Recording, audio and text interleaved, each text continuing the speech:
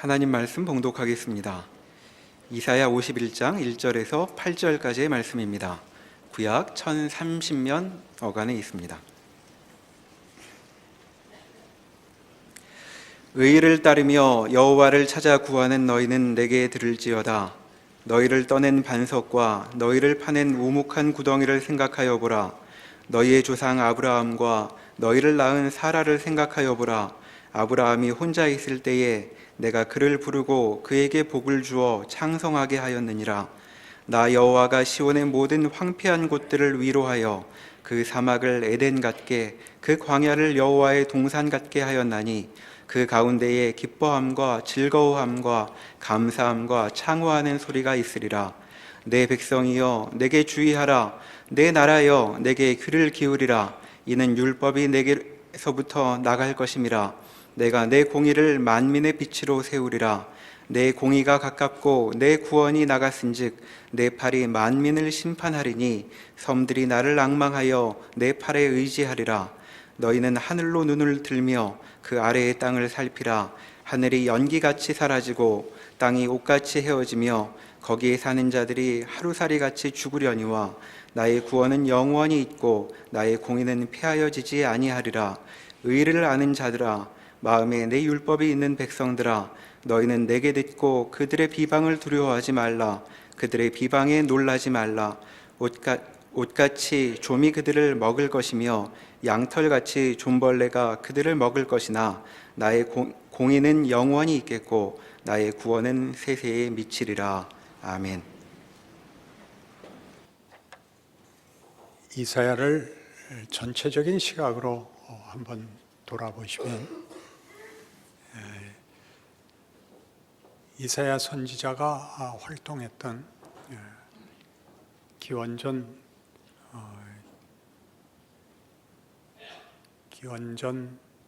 740년 에서 그 후 어느 때까지인지는 뒤는 잘 이제 기록되어 있지 않은데 그의 사역 속에서 북왕조 이스라엘의 멸망을 봅니다.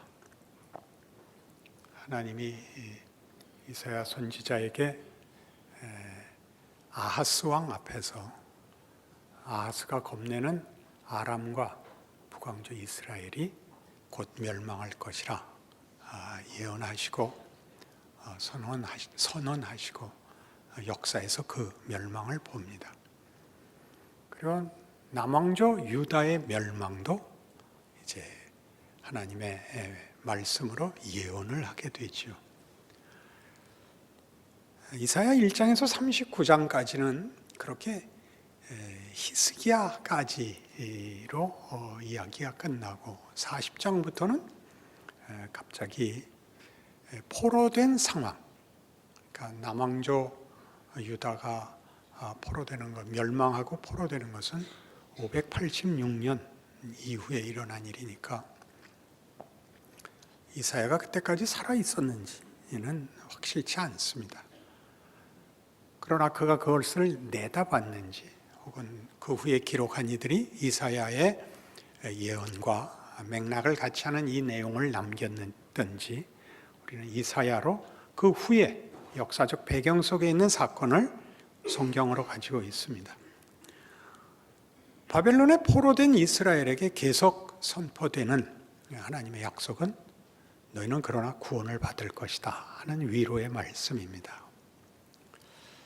그러니 다시 돌아와 생각을 해보면 이스라엘이 하나님 앞에 특별한 선민이요 많은 약속과 혜택과 기적을 목격한 민족임에도 불구하고 실패를 하여 북왕조는 아수르에 남왕조는 바벨론의 멸망을 당하는 일이 벌어지고 저들은 포로가 돼요.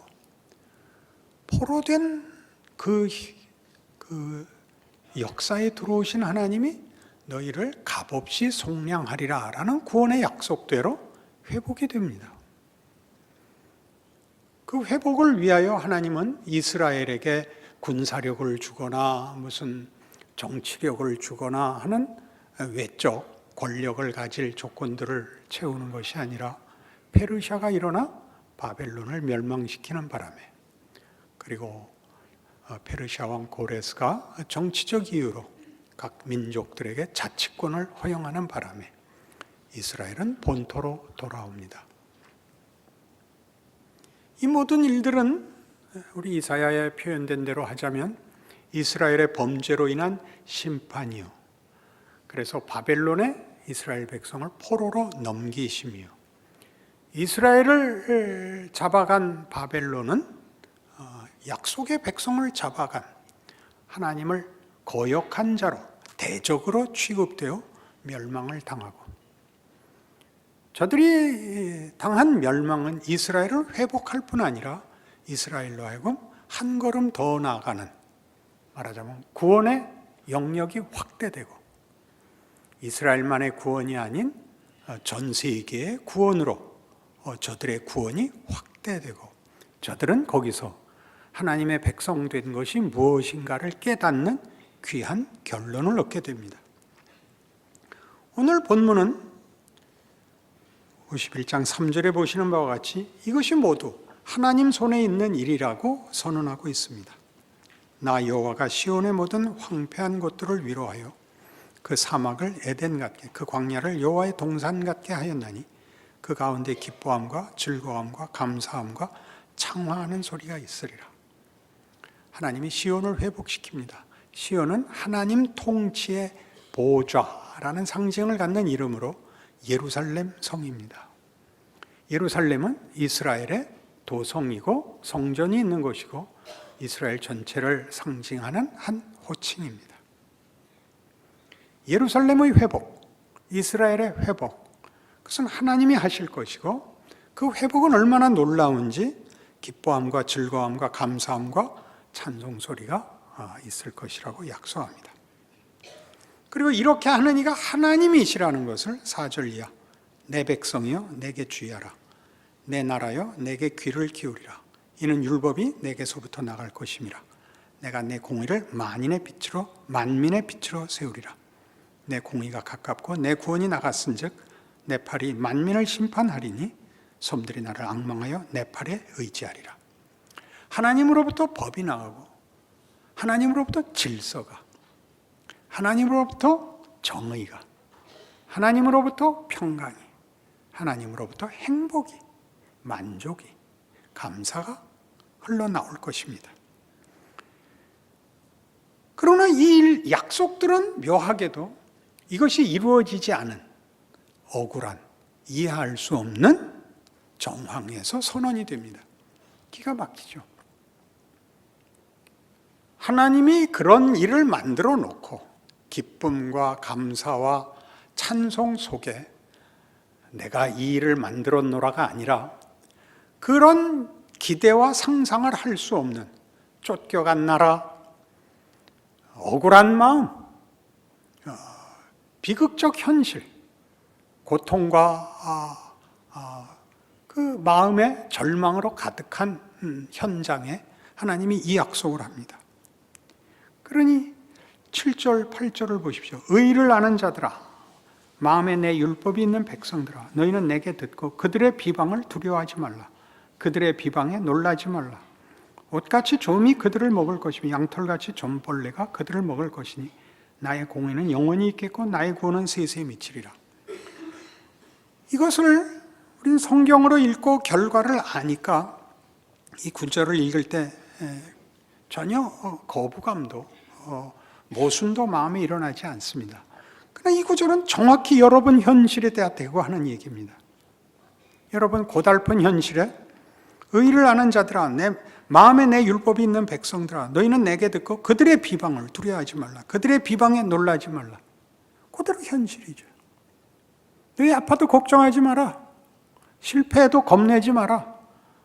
너희를 잡아먹으려고 으르렁거리는 폭력에 대해서 겁내지 마라. 그럼 여러분 지금 아멘이 나오시겠습니까? 시간 순서를 보십시오. 편안할 때, 모든 것이 해결되고 안심일 때 하나님은 과연 그러시다 이렇게 얘기하는 것은 쉽지만 그렇지 않은 때 하나님이 이 말씀을 주셨고 동일하게 우리에게 지금 주고 있다는 거죠. 결과는 아직 안 주고, 이것이 이사야서의 가장 중요한 표현법입니다. 증언입니다. 시간을 보십시오. 그러니 우리는 다시 돌아가 무엇을 확인해야 되느냐 하면, 이 실패로 반복되는 역사의 의미가 뭐냐로 다시 돌아가야 됩니다. 회복시킬 이스라엘은 왜 팔고, 말 안 들을 백성을 심판할 것이면 왜 도대체 처음부터 택하긴 택했냐고. 단군이 낫지. 이 실패할 백성들에게 그 많은 일을 하셔서 뭘 화를 내시고, 뭘 바벨론에 파시고, 바벨론 보고 제대로 하나님의 정의를 실현하지 않고 폭력과 욕심만 채웠다고 또 벌을 주시고는 번거로운 일을 하냐고 마땅히 물어보셔야 됩니다. 그렇죠. 그러니 역사에 대하여 우리는 이 질문 앞에 서게 됩니다. 역사의 목적은 무엇인가? 역사는 어떤 의미를 가지는가? 이 질문을 해야 됩니다. 왜요? 우린 역사 속에 있으니까요. 세상 속에 있죠. 역사와 세상이 깨지면 우리 모두가 깨집니다. 하늘이 무너지는 것이고 땅이 갈라지는 것입니다. 이 역사를 이해하고 납득할 수 없으면 우린 우리의 존재를 늘 외면하고 기만하고 살아야 됩니다. 운을 시험하면서 살 수밖에 없습니다. 거기다 한 걸음 더 가서, 그럼 인간의 가치는 뭐냐? 이렇게 또 물어야 됩니다. 왜요? 역사가 실패를 거듭하고, 역사가 의식이 없고, 목적을 가지지 못하고, 내용을 만들지 못하기 때문에 실패로 반복된 그 역사 속에서 인생은 늘 고단합니다. 그것이 현실입니다. 인생을 산다는 건 재앙을 당하는 것입니다. 여러분을 안심시키는 것이 뭐가 있습니까? 여러분이 가장 필요로 할 때, 도움을 필요로 할 때 가서 기댈 때가 어디가 있습니까? 아무것도 없습니다. 그러니 인생과 역사에 대한 이 질문이 우리에게 당연히 나와야 됩니다. 즉, 역사와 인생의 가치가 무엇이며 운명은 어떻게 되는 것인가? 거기다 대고 계속 이사야가 이 말을 반복하죠. 그건 내가 쥐고 있다. 너희는 정치, 경제, 사회, 교육, 국방의 문제가 있어서 망한 것이 아니라 너희는 나를 외면해서 내가 너희를 망하게 했다. 너희가 재건되려면 국력을 키워야 되는 것이 아니라 내게로 돌아와야 된다. 이게 심판이죠. 그러니까 바벨론은 국력이 강해서 이스라엘을 먹었지만 너희가 힘으로 이긴 것이 아니라 내가 내 민족을 너희에게 넘겨줘서 이긴 것이다. 너희는 너희가 가진 권력과 폭력이 내용을 갖지 않고 죄와 탐욕으로 하나님을 외면하고 하나님의 일하심에 대하여 참여하지 않았다고 심판을 받는 것입니다. 그렇게 이해할 수 있을까요? 이해할 수 없습니다. 신앙인이 아니고는 그런 이해는 불가능한 것입니다. 그런 이해를 가지지 못하면 그냥 인생은 한 번 살아보는 것에 불과합니다. 인생의 가치가 어디 있는가? 하나님이 사랑하고 영광을 목적하고 있다는 것이 인간의 정체성입니다. 그걸 모르면 아무것도 할 수 없습니다. 그럼 왜 그것을 고난으로 하는가? 여기 오는 거죠. 고난이라는 과정이 왜 필요한가? 왜 실패를 놔두시는가? 실패와 멸망을 회복할 수 있는 하나님이 왜 고난을, 절망을 허락하시는가 하는 지점에 오게 되죠. 로마서 5장에 가면 뜻밖의 성경 전체가 이 문제를 중요한 주제로 다루고 있다는 것을 만나게 됩니다. 로마서 5장 1절. 그러므로 우리가 믿음으로 의롭다 하심을 받았으니 우리 주 예수 그리스도로 말미암아 하나님과 화평을 누리자. 또한 그로 말미암아 우리가 믿음으로 서 있는 이 은혜에 들어감을 얻었으며 하나님의 영광을 바라고 즐거워하느니라. 다만 이뿐 아니라 우리가 환난 중에도 즐거워하나니 이는 환난은 인내를, 인내는 연단을, 연단은 소망을 이루는 줄 알미로다. 자, 예수로 말미암아 하나님과 화목되었고 하나님의 영광을 바라고 즐거워하는 자 됐습니다. 그리고 느닷없이 환난입니다. 환난은 조금 전에 서두에서 길게 설명한 바와 같이 우리 인생의 현실입니다. 하나님이 우리의 못난 것과 우리의 실패와, 아니 더 크게 우리를 재앙 속에 넣어두는 기간입니다. 환경입니다. 우리는 재앙 속에 있죠. 비극 속에 있습니다. 고통 속에 있습니다. 뭘 하려고요? 인내를 만들려고 합니다. 인내가 뭐죠? 기다리는 것입니다. 뭘 기다리죠? 답을 기다리는 것입니다. 서두에 얘기한 대로 역사와 인생에 대한 이 깊은 질문, 역사는 목적을 가지는가? 인생은 어떤 가치를 가지는가? 나라는 정체성은 뭔가? 이 모든 것의 주인은 누군가? 어떤 운명을 목적하고 있는가? 라는 질문 앞에 서야 됩니다. 인내는 경험입니다. 어떤 경험? 이 해결할 수 없는 질문과 도전 앞에 서는 것, 환난을 계속 누적시켜 결국 도망가지 못하고 답을 해야만 하는 기간, 인내입니다. 뭘 만듭니까? 연단을 만들죠. 연단이란 뭐죠? 결국 답을 하셔야 됩니다. 답이 없다면 빨리 죽는 게 최선입니다. 자식 때문에 할 수 없이 산다고요? 죽음을 연장하고 있는 거죠. 그렇지 않습니까? 겁을 줘서 여러분을 항복시키려고 그러는 거 아닙니다. 진지한 도전이요, 현실입니다. 여기를 넘어오지 않고는 기독교 신앙을 여러분 제대로 이해할 수도 없고 현실을 살 수도 없습니다.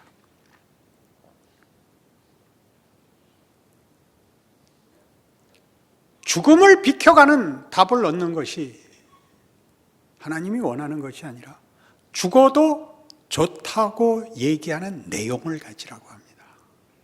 죽어도 좋다. 여러분, 모든 영웅적 행위라는 것은 따지고 보면 결국 죽을 목숨이니까 확 멋있게 죽어서 영웅이 되는 겁니다. 오래 사느냐 마느냐의 문제밖에 아무것도 아니니까 죽을 기회가 있을 때 빨리 죽는 겁니다. 멋있게. 보통 영웅이라 그러죠. 그러나 영웅 중에는 한 걸음 더 나아가서 죽음을 이긴 가치를 위하여 기꺼이 죽은 영웅들이 있습니다. 우리는 우리의 삶 속에서 차마 죽지 못할 이유가 있어서 죽지 않고 있지만 죽음은 극복하지 못한 평범한 사람들입니다. 죽음을 이기는 것이 영웅인지 차마 죽지 못하고 우리의 최소한의 책임을 견디고 있는 게 영웅인지는 두고 봐야 합니다. 우리 다음 이사야 53장 때 할 겁니다. 그때까지 기다리십시오. 죽지 마시고. 이 질문이 소망을 만듭니다. 어떤 소망이요? 이 환난이 인내가 연단을, 그래서 결국 답을 내어 소망의 자리에 가는데 그건 뭐냐면 믿음입니다. 그 믿음은 여러분이 예상하는 믿음과 다른 것입니다. 그 믿음은 이런 것입니다. 그렇습니다, 하나님. 나는 하나님 편에 서겠습니다. 하나님이 일하시는 대로 순종하겠습니다. 라고 기꺼이 선택하는 것입니다. 책임 있게. 하나님 편 들어서 억울해도 좋고 손해봐도 좋고 또 괴로워도 좋습니다 라고 기꺼이 선택하는 것입니다. 그것이 우리가 보통 얘기하는 믿음과 뭐가 다르냐 하면, 우리 보통 믿음은 믿음이라는 이름으로 내 필요를 받아내려고 하는 소리입니다. 믿음이라는 이름으로 현실을 쉽게 가자는 데 써먹는 것을 우리는 믿음인 줄로 알고 있습니다. 회개도 그렇게 하죠. 어떻게 해서든지 하나님의 호의를 사기 위해서 회개도 하고 믿음도 얘기하는데 그것보다 큽니다. 뭐에서만 나온다고요, 이 답이? 여러분, 직면하십시오. 우리가 해결할 수 없는 현실적 도전, 역사적 도전 앞에 서서 인간이란 굴복해야 되는가, 타협해야 되는가, 아니면 극복할 것인가? 극복하려면 극복할 방법이 무엇인가? 하나님 외에 없습니다. 하나님만이 성경에 증거된 대로 믿을 만한 분입니다. 그는 의로우시고 선하시고 자비로우시고 우리를 사랑하시며 긍휼을 베푸시고 의로운 분입니다. 그럼 누굴 믿겠습니까? 미래를 맞추고 운을 주는 자를 믿겠습니까? 인간의 가치를 다만 고난을 면하는 것에다가 다 갖다 바치겠습니까? 그걸 만들어내는 이 길이 환난과 인내와 연단이라는 과정을 필요로 하는 것이죠. 이스라엘의 환난, 심판, 고난, 수치, 저들을 죽음 앞에 세우고 절망 앞에 세웠습니다. 어떻게 할 것이냐? 비로소 답이 나옵니다. 오늘 본문에 돌아가시면 비로소 51장 9절 여호와의 팔이요 깨소서 능력을 베푸소서 옛날 옛시대에 깨신 것 같이 하소서 라합을 점이시고 용을 찌르시니가 어찌 주가 아니시며 바다를 넓고 깊은 물을 말리시고 바다 깊은 곳에 길을 내어 구속받은 자들을 건너게 하시니가 어찌 주가 아니시니까 여호와께 구속받은 자들이 돌아와 노래하며 시온으로 돌아오니 영원한 기쁨이 그들의 머리 위에 있고 슬픔과 탄식이 달아나리이다. 이제야 이사야 내내 하나님의 한탄, 하늘이여 들으라 땅이여 귀를 기울이라 내가 자식을 키웠거늘 저놈들이 나를 배신하고 벌받을 짓을 자초하고 있다. 너희들을 내가 그냥 둘 수 없다라는 한탄. 그러나 어찌 내가 사랑하는 너희를 포기하겠느냐? 라는 한탄으로 가득 찬 내 백성을 잡아간 바벨론 내가 네 씨를 말리겠다라는 분한, 여기에 대한 아무런 답도 없던 하나님의 백성들 중에서 이 고백이 쏟아져 나오는 것입니다. 그래서 앞에 50장에도 등장하기 시작을 했는데 4절 50장 4절 주 여호와께서 학자들의 혀를 내게 주사 나로 곤고한 자를 말로 어떻게 도와줄 줄 알게 하시고 아침마다 깨우치시되 나의 귀를 깨우치사 학자들같이 알아듣게 하시도다. 주 여호와께서 나의 귀를 여셨으므로 내가 거역하지도 아니하며 뒤로 물러가지도 아니하며 나를 때리는 자들에게 내 등을 맡기며 나의 수염을 뽑는 자들에게 나의 뺨을 맡기며 모욕과 침뱉음을 당해도 내 얼굴을 가리지 아니하였느니라. 주 여호와께서 나를 도우심으로 내가 부끄러워하지 아니하고 내 얼굴을 부싯돌같이 굳게 하였으므로 내가 수치를 당하지 아니할 줄 아노라.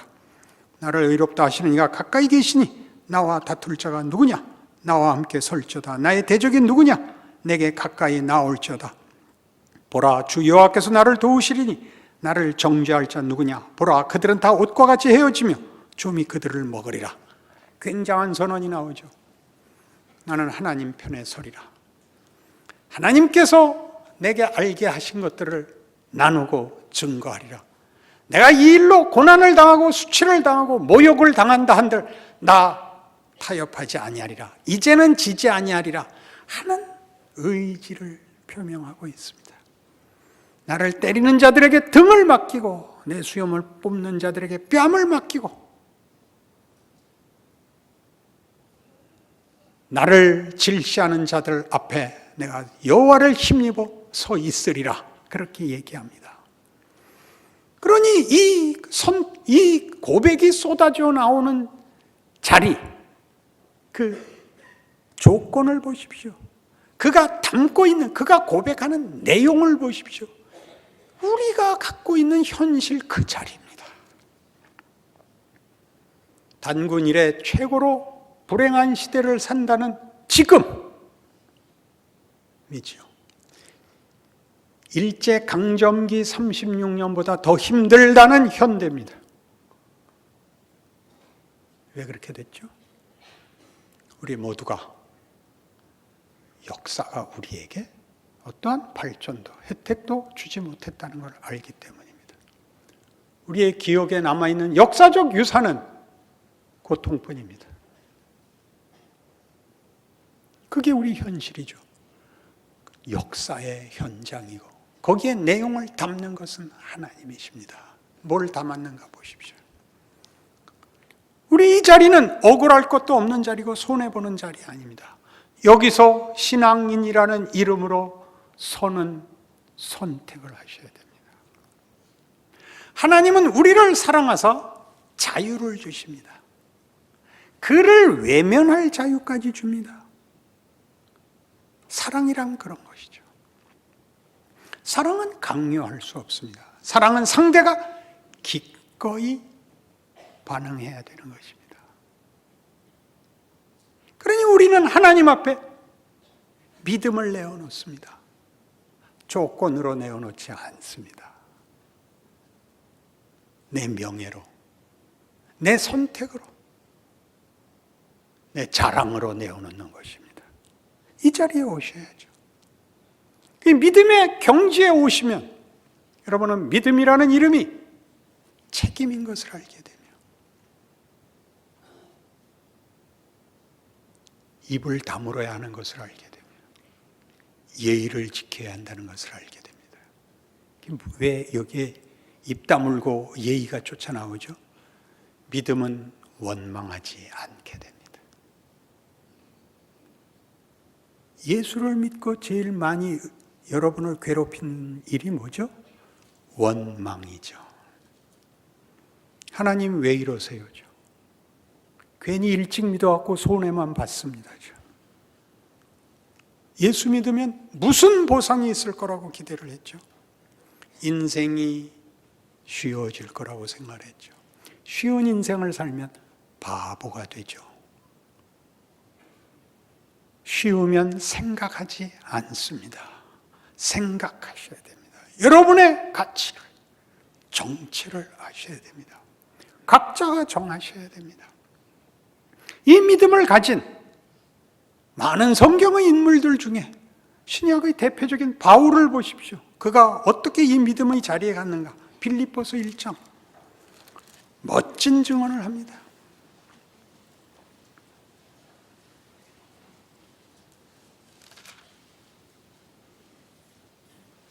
빌립보서 1장 20절 나의 간절한 기대와 소망을 따라 아무 일에든지 부끄러워하지 아니하고 지금도 전과 같이 온전히 담대하여 살든지 죽든지 내 몸에서 그리스도가 존귀하게 되게 하려 하느니 이는 내게 사는 것이 그리스도니 죽는 것도 유익함이라.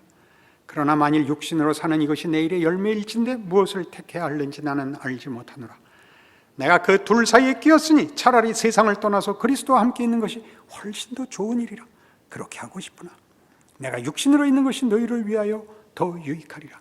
내가 살 것과 너희 믿음의 진보와 기쁨을 위하여 너희 무리와 함께 거할 이것을 확실히 아노니 내가 다시 너희와 같이 있으므로 그리스도 예수 안에서 너희 자랑이 나로 말미암아 풍성하게 하려 함이라. 비장미 같은 거 없습니다. 헌신, 유익 이런 것에 가치를 둔 결정이 아니라 믿음의 결정입니다.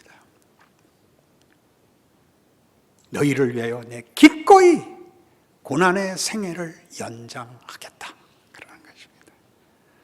내가 잘났다가 아닙니다. 이것이 믿음이다. 그렇게 선언하는 거죠. 이 믿음이 우리가 보는 것 같이 헌신이나 유익이나 무슨 무슨 다른 추상명사로 가치가 옮겨가지 않은 가장 중요한 대목이 빌립보 4장에 이렇게 증언됩니다. 4장 4절. 주 안에서 항상 기뻐하라. 내가 다시 말하노니 기뻐하라. 너희 관용을 모든 사람에게 알게 하라. 주께서 가까우시니라. 아무것도 염려하지 말고 다만 모든 일에 기도와 간구로 너희 구할 것을 감사함으로 하나님께 아뢰라. 그리하면 모든 지각에 뛰어난 하나님의 평강이 그리스도 예수 안에서 너희 마음과 생각을 지키시리라. 이 믿음의 가장 독특한 특성, 관용입니다. 관용. 그걸로 우쭐대지 않습니다.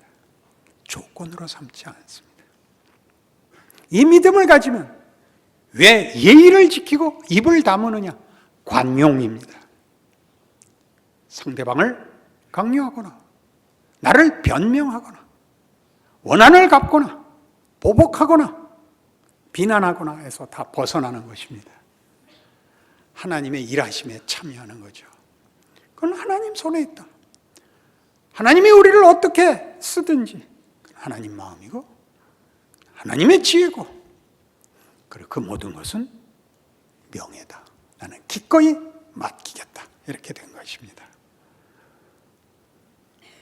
괴로운 신앙 인생을 멋있게 살아보시겠습니까? 안 하시는 분들은 뭡니까?